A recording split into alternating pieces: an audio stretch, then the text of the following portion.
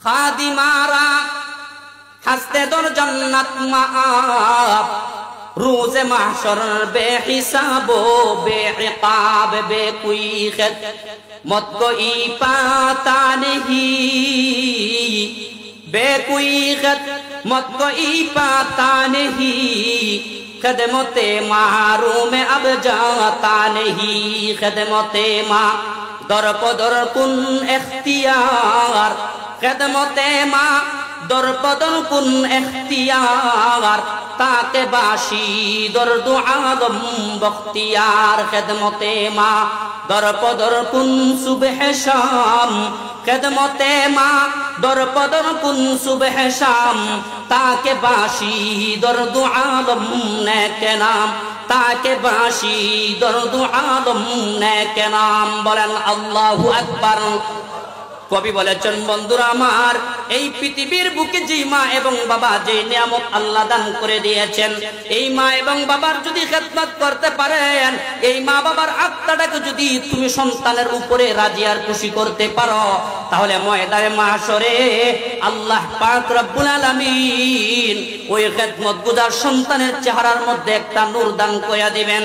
তামাম হাশরবাসীরা প্রশ্ন করবে ওগো রব্বুল আলামিন এই যে সন্তানদের চেহারার মধ্যে এত নূর দেখা যায় এত আলো দেখা যায় তাদের আমলটা কি গো আল্লাহ? আল্লাহ গায়েব থেকে আওয়াজ দিয়া বলবেন এই পৃথিবীর বুকে তারা যতদিন পর্যন্ত তারা ছিল ততদিন পর্যন্ত মা এবং বাবার খেদমত করেছিল। ওয়াকুর রাব্বিরহামহুমা কামা রাব্বায়ানি সগীরা। ওই যে এতিম সন্তানেরা মা বাবা আজকে দুনিয়ার বুকে নাই মা বাবার কথা বারবার স্মরণ হয়ে যায়। আল্লাহর নবীজি বলেন আমার উম্মত ওই এতিম সন্তানেরা যাইয়া যদি মা বাবার কবরের সামনে দাঁড়ায় যদি দোয়া করে রব্বিরহামহুমা কামা রাব্বায়ানি সগীরা ওই সন্তান এই দোয়াটা পড়িয়া মহান মালিকের দরবারে যদি বলে ওগো রব্বুল আলামিন আজকে মা বাবা দুনিয়ায় থাকা অবস্থায় যদি আমি সন্তানের সামনে যদি তারা আগুনের মধ্যে পড়তেন তাহলে আল্লাহ বরদাস্ত করার মতন কোন শক্তি সামর্থ্য আল্লাহ আমি সন্তানের ভিতরে আল্লাহ তুমি দান করো নাই। ওগো রব্বুল আলামিন যদি কোনো বিষাক্ত কোনো সাপ বিচ্ছু যদি মা বাবাকে দুনিয়ার মধ্যে দংশন করত তাহলে আমি সন্তান আল্লাহ সহ্য করতে পারতাম না। এমনকি দংশন করা তো দূরের কথা আঘাত করা তো দূরের কথা বাইরের মধ্যে যদি আমার মা বাবাকে নিয়ে যদি কেউ গালি দিছে আল্লাহ আমি তাদের সাথে আমি জবরার মধ্যে লিপ্ত হয়ে গেছি। কিন্তু আজকে 3.5 হাত বাড়ির মধ্যে আমার মা বাবা আল্লাহ শুয়ে আছেন আল্লাহ মেহেরবানি করে আমার আব্বা আম্মাকে মাফ করে দাও। কথা বুঝছেন? এই দোয়াটা যদি করতে পারেন আর চোখ দিয়ে যদি 2 ফোঁটা চোখের পানি ফলাইতে পারেন তাহলে ওই এতিম সন্তানের চোখের পানি আল্লাহর জমিনে পড়ার আগে আগে আল্লাহ তার মা বাবার কবরের আযাবকে আল্লাহ মাওকুফ ঘোষণা করে দেয়। এই কারণে যাদের মা বাবা দুনিয়াতে নাই নবীজির 2 নম্বর নির্দেশ ওই মা বাবার কবরের সামনে দাঁড়াইয়া জিয়ারত করা। হ্যাঁ আপনার মাধ্যম হিসাবে আপনি মসজিদের ইমাম সাহেবকে নিতে পারেন তবে সবচেয়ে উত্তম হলো আপনি আপনার মা বাবার কবরের সামনে দাঁড়াইয়া আপনি দোয়া করেন। সম্মানিত উপস্থিতি আপনারা ভালো করে জেনে থাকবেন মুরব্বীরা একটা কথা বলে এই কথাটা কুরআন এবং না হাদিসেরও না আমি বলতেছি না এই কথাটা হলো আপনারা বলেন দুনিয়াটা দ্বার উদ্ধারের জায়গা দুনিয়াটা তার উদ্ধারের জায়গা। আজকে আপনি এই পৃথিবীর বুকে ওই মা বাবার সাথে যে আচরণ করবেন আপনাকে আল্লাহ সন্তান দান করে নাই ওই সন্তানটা আপনার মৃত্যুর আগ মুহূর্তে একবার হলো ঠিক একই আচরণের দৃশ্য আপনার সামনে তারা দেখে। এই কারণে দুর্ব্যবহার খারাপ ব্যবহার মা বাবাকে একটু চাপ দিতে একটু কষ্ট দিতে দমক দিতে একটু সরাইয়া দিতে শতবার চিন্তা করবেন।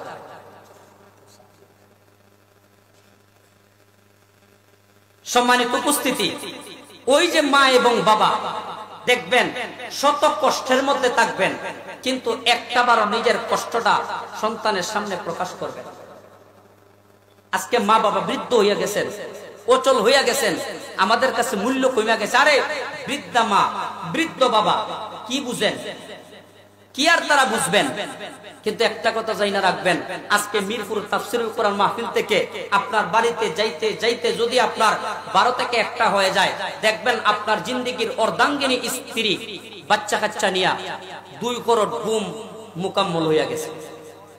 দরজার মধ্যে তাওয়া দিতে দিতে পুরা ঘরের ওয়ালে পর্যন্ত লড়তেছে, কিন্তু এই এলেরামের আওয়াজটা আপনার বিবির কান পর্যন্ত যায় পৌঁছতেছে।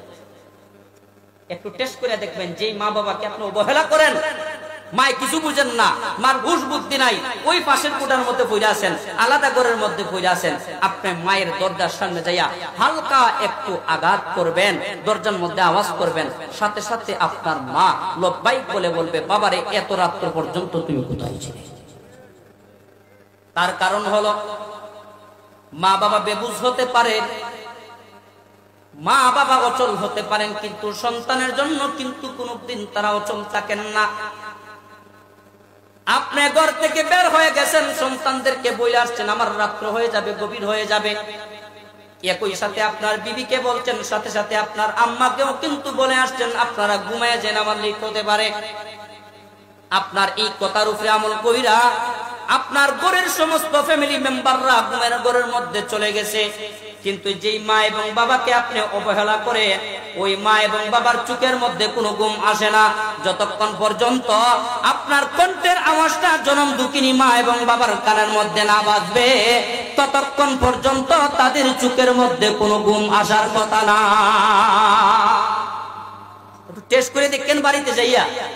কিন্তু আজকে আপনি বিবির কথায় আল্লাহ, অনেক হতভাগা সন্তানেরা আছে, মনে করেন 4 ভাই, কয় ভাই? 4 ভাই ফ্যামিলিগত ভাবে বৈঠকের মধ্যে বসে, বৈঠক বিচারের মধ্যে বসে, বিচারের মধ্যে বৈশা কয় আজকে 10 বছর যাবত আব্বা এবং আম্মা দুজন আমার কাছে, আব্বা এবং আম্মা দুজন আমার কাছে, উনাদের কাশির জন্য রাত্রে ঘুমাইতে পারি না, রাত্রে 3 থেকে 4 বার প্রস্রাবের জ্বালায় বাথরুমের দরজার আওয়াজে আমার ঘুম আসে না। তুইও তো, তোরা 3 জন তো এক মায়ের গর্বের, তাহলে তোরা কো আব্বারে নিবে না আম্মারে নিবে? এমন হতভাগার আসেনি না নাই? এক জায়গার মধ্যে বৈশা এই 4 জনে ভাগ করে, একজনে নেই আব্বারে, আরেকজনে নেই আম্মারে, এক ঘরের মধ্যে আব্বা, আরেক ঘরের মধ্যে আম্মা, একজনের সাথে আরেকজনের সব সময় সাক্ষাৎ হয় না। বিকাল টাইমে যখন এক জায়গায় হন, ওই বাবা এবং মা একজন আরেকজনকে জিজ্ঞাসা করেন, তুমি খাইছুনি আজকে? যেই কবুতরের জোড়া জিন্দেগিতে কোনদিন রাত 12টা 1টা হলেও যে বৃদ্ধ বাবা বৃদ্ধ মাকে রাইকা খাবার খান নাই, বৃদ্ধা মা ওই বৃদ্ধা বাবাকে বাইরে রাইকা এক বেলা কিন্তু তারা খাবার খান নাই, এক জায়গায় বৈশা বৈশা খাবার খাইছেন। আজকে 4টা ভাতের জন্য এক ঘরের মধ্যে দিলা তোমার আব্বাকে, আরেক ঘরের মধ্যে তুমি দিলা তোমার আম্মাকে। আল্লাহর নবী বলেন, আমার উম্মত, তুমি তোমার ঘর থেকে তুমি তোমার মা বাবাকে তুমি বের করে দাও নাই, তোমার নামে যে আপনি আমার আল্লাহ বিশাল বড় একটা জান্নাত দান করেছিলেন, ওই জান্নাতটাকে তুমি তোমার ঘর থেকে বের করে আলাদা ঘরের মধ্যে দিয়া দিছো। তার প্রমাণ নবীজি বলেন, ইন্নাল জান্নাতা তাহতা আকদামিল উম্মাহাত। মায়ের পায়ের নিচে যদি সন্তানের জান্নাত হয়, তাহলে ওই মাকে গাড় ধরে ধাক্কা দিয়া আপনি আলাদা ঘরের মধ্যে দিয়া দিবেন। আপনারা বলেন তো দেখি, তথাপিও কি জান্নাতটা আপনার ঘরের মধ্যে আছে? হ্যাঁ, ওই সন্তানের খেদমত যদি কোনো মা বাবায় পেতে চান, তাহলে লাস্ট পর্যায়ে আমি আপনাদের সামনে একটা সবক আমি আপনাদের সামনে পেশ করি। আপনাদের হুকুম বা নির্দেশ করতেছি না, আমি আপনাদের সামনে পেশ করে যাই। যদি পারেন পালন করবেন, যদি পারেন না আপনারা চাইরা দিবেন, কোনো বাধ্যবাধকতা নেই। কি করবেন? এই প্রেসক্রিপশনটা আমি আপনাদের সামনে উল্লেখ করি। বৃদ্ধাশ্রমের মধ্যে এক সাংবাদিক ভাই গিয়েছেন সাক্ষাৎকার নেওয়ার জন্য। সাক্ষাৎকার নেয় না, কে কোন অবস্থায় আছেন বলেন, খাবার দাবার কি, টাকা খাওয়া কি, তোমার পরিবারের হিস্ট্রি কি, এমন কথা বলেন, জিজ্ঞাসা করেন। জিজ্ঞাসা করতে করতে এক পর্যায়ে এক মহিলার কাছে এই তার মাইক্রোফোনটা নিয়ে গেছে, নেয়া কয়, মা আপনার সন্তানকে আপনাকে আন্না দিছে না আপনি আপনি নিজে নিজে আসছেন? উনি বলেন, না আমার সন্তান আমাকে বিরক্ত হইয়া বৃদ্ধাশ্রমের মধ্যে আন্না দিছে, আমি আমার আসি। আচ্ছা ঠিক আছে। সাংবাদিক যখন চলে যায় তখন ওই মা একটা চিঠি লেখছে, লেখা কয় আমি আমার সন্তানটার অ্যাড্রেস দিয়ে দিতেছি, আমার সন্তানটার কাছে আমার চিঠিটা নিয়ে তুমি দিবা। ওই চিঠিটা আইনা সন্তানের অ্যাড্রেস মোতাবেক সন্তানের কাছে চিঠিটা পৌঁছে দিয়েছে। যখন সন্তানের কাছে চিঠিটা আসছে, সন্তান তেমন একটা মূল্যায়ন করে নাই। বাচ্চা যে কয়েক বছর পর্যন্ত যেহেতু মা আর বাবা বৃদ্ধাশ্রমের মধ্যে, মনে হয় থাকতে থাকতে আর ভালো লাগে না, জীবনের অন্তিম মুহূর্তে মনে হয় বৃদ্ধাশ্রম থেকে আনার জন্য আমি সন্তানের কাছে কোনো আবদার বাড়াইছি। কথা বুঝেন তো আপনারা? চিঠিটা খুইলেই দেখেন, মা প্রথম নম্বরে লেখে, বাবা আমি আল্লাহর রহমতে ভালো আছি, আশা করি তুমি আমার সন্তানও ভালো আছো, আমি দোয়া করি তুমি ভালো থাকো। এক নম্বর লাইনে লেখা। দুই নম্বর, বাবা জিন্দেগিতে আমি একটা ভুল করছি, এই ভুলটা জিন্দেগিতে তুমি বাবা হিসাবে করবা না। দুই নম্বর লাইন শেষ। তিন নম্বর লাইনের মধ্যে মা কি ভুল করছেন এই ভুলটা উল্লেখ করে দিচ্ছেন।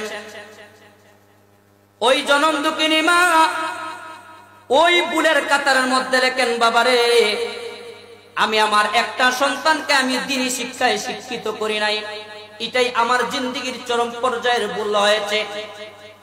অকলিজার টুকরা সন্তান, আমি মা হিসাবে ভুল করেছি, সাবধান তুমি তোমার সন্তানের বাবা হিসাবে তুমি জিন্দেগিতে তুমি ভুল করবা না। তার কারণ হলো আজকে এই বৃদ্ধাশ্রমের মধ্যে কত মা এবং বাবার সাথে আমি সাক্ষাৎ করলাম, কিন্তু একজন দিনদার কুরআন ওয়ালার মা এবং বাবার সাথে আজ পর্যন্ত আমার সাক্ষাৎ হয় নাই। সব যা পাইছি কুরআন ওয়ালা ছাড়া সন্তানকে দ্বীনি শিক্ষায় শিক্ষিত করেন নাই। এই কারণে একটা সন্তানকে যদি দ্বীনি শিক্ষায় শিক্ষিত করতে চান, যদি দ্বীনি শিক্ষায় শিক্ষিত করে দেন, তাহলে জানা রাখবেন সমস্ত সন্তান আপনাকে ধিক্কার দিতে পারে, ঘর থেকে বের করে দিতে পারে, কিন্তু যেই সন্তানটার ভিতরে আল্লাহ ইলমে দ্বীন নামক সম্পদ আল্লাহ দান করে দিবেন, ওই সন্তানটা জিন্দেগিতে আপনাকে ধিক্কার দিয়ে তার ঘর থেকে বাহির করে দেবেন। তার কারণ হইল এই সন্তানটা যখন মাদ্রাসার মধ্যে আসে, আসার পরে এক পর্যায়ে যখন কোরআন তরজমা পড়া শুরু করে, তখন আল্লাহর তরফ থেকে 144 দ্বারা কারফিউ আল্লাহ তাআলা তার মাথার ভিতরে আল্লাহ রাইলা দেন। কারফিউটা কি? যে আয়াত আমি আপনাদের সামনে তিলাওয়াত করব, ওয়া কাযা রাব্বুকা আল্লা তা'বুদু ইল্লা ইয়্যা ওয়া বিল ওয়ালিদাইনি ইহসানা। এক নাম্বার কারফিউ, ওই সন্তানটার কানের মধ্যে আল্লাহ তাআলা কালামুল্লাহ শরীফের মাধ্যমে আল্লাহ তাআলা পৌঁছায়া দেন। আল্লাহ পাক রব্বুল আলামিন বলেন, এ পৃথিবীর মায়ের বান্দা এবং বান্দেরা, এই দুনিয়াতে থাকা অবস্থায় যদি তোমাদের জান্নাত ইনকাম করা লাগে, তোমাদের নামটা যদি জান্নাতের লিস্টের মধ্যে উঠানো লাগে, তাহলে কমাস কম দুইটা হুকুম অবশ্যই তোমাদের পালন করা লাগবে, দুইটা হক তোমরা অবশ্যই এই জমিনের বুকে তোমাদের আদায় করা লাগবে। রব্বুল আলামিন বলেন, এক নাম্বার হলো আমি আল্লাহর পাওনা, দুই নাম্বার হলো তার মা বাবার পাওনা। রব্বুল আলামিন বলেন, আমি আল্লাহর পাওনা আদায় করার পরে মা বাবার পাওনা আদায় করিয়া যদি একটা সন্তান যদি কবরের মধ্যে আসতে পারে, তাহলে সাথে সাথে আমি আল্লাহর তরফ থেকে তার কবরের সাথে ওই মুহূর্তে আমি আল্লাহ জান্নাতের সম্পর্ক লাগায়া দেই। এই কারণে আপনারা যারা আজকে আছেন, আমি আপনাদের সামনে কোর জুড়ে আমি আবেদন রাখতে চাই, যাদের মা বাবা আজ পর্যন্ত নিয়ামত হিসাবে এই দুনিয়াতে আছেন, আপনারা তাদের খেদমত আপনারা করবেন তো ইনশাআল্লাহ। তাহলে ওই মা চিঠির মাধ্যমে লেখাইয়া দিছে, পৌঁছাইয়া দিয়েছে, যে বাবা আমি আমার একটা সন্তানকে আমি কোরআন শিক্ষা দেই নাই, হাদিস শিক্ষা দেই নাই, যার কারণে ওই সন্তানগুলো আজকে আমাকে চিনে না, মাকে মা বলে স্বীকার করে না, তার বাবাকে বাবা বলিয়া স্বীকার করতে পারে না, এই হকটা আদায় করতে পারে নাই। এই কারণে তুমি জিন্দেগিতে দ্বিতীয়বার এই ভুলটা করবা না। গেল আমার প্রেসক্রিপশন নাম্বার 1। এই কথার আলোকে আরেকটা উদাহরণ, এমবিবিএস ডাক্তার, এমবিবিএস ডাক্তার বিভিন্ন পত্রিকা, মাসিক বিভিন্ন পত্রিকার মধ্যে এগুলো পাই, বাস্তব যে খবরগুলো। এক ডাক্তার সাহেবের আব্বা ইন্তেকাল করছেন, বাস্তব কথা, বেশি দিন আগের কথা না। ডাক্তার সাহেব ছুটি নিয়ে বাবার জানাজা পড়ার জন্য জানাজার মাঠের মধ্যে আসছেন। আসার পরে দেখছেন যে বার থেকে বের করিয়া লাশটা, বাবার লাশটা নিয়ে গেছেন মাঠের মধ্যে। সন্তান সবার সামনে দাঁড়াইয়া ইমাম সাহেব যখন জানাজার নামাজ শুরু করবেন, এর আগ মুহূর্তে উনি বলতেছেন, সম্মানিত মুসল্লিয়ানি কেরাম, আপনাদের কাছে আমার কিছু কথা আছে, মেহেরবানি করে কথাগুলো শুনবেন, আর আমি আপনাদের কাছে একটা বিচার দিব, আপনাদের সামনে আল্লাহর দরবারে আমি একটা বিচার দিব। কথা বুঝছেন? সবাই মনে করছে সন্তানের ব্যাপারে মাফ চাইবে, বা মা বাবার বেলায় মাফ চাইবে সবার কাছে, যে বাবা আপনাদের সাথে চলাফেরা করতে যাই অনেক ভুল ত্রুটি করেছেন, মাফ করে দিয়েন, টাকা পয়সার পাওনা থাকলে আমি ডাক্তারের সাথে যোগাযোগ করবেন। এই কথা ভাবছে মানুষে হয়তো বলবে, কিন্তু ওই সন্তান সবার সামনে দাঁড়িয়ে ডান হাতটা তুলিয়া এইভাবে আল্লাহর দরবারে মানুষের সামনে এইভাবে হাতটা উঠায় বলতেছে, খোলা আকাশের নিচে জমিনের মধ্যে আল্লাহ তোমার সামনে এই বাবার লাশটার ব্যাপারে আল্লাহ একটা বিচার আমি এই মুহূর্তে দায় করতে চাই। সমস্ত মুসল্লিয়ানে কেরাম সবাই আশ্চর্য হইয়া গেছে, কিরে বুঝলাম না ঘটনাটা, আমরা বুঝলাম না কি বাবার বেলায় বিচার দিতে চায়। মনে হয় সন্তান বাবার এই সম্পত্তি মনে হয় তারা পায় নাই, এই কারণে তারা মনে হয় এই সন্তানটাকে তারা বঞ্চিত করে দিয়েছে, ওই সন্তানটা মনে হয় আল্লাহর দরবারে এই বিচারটা দিবে।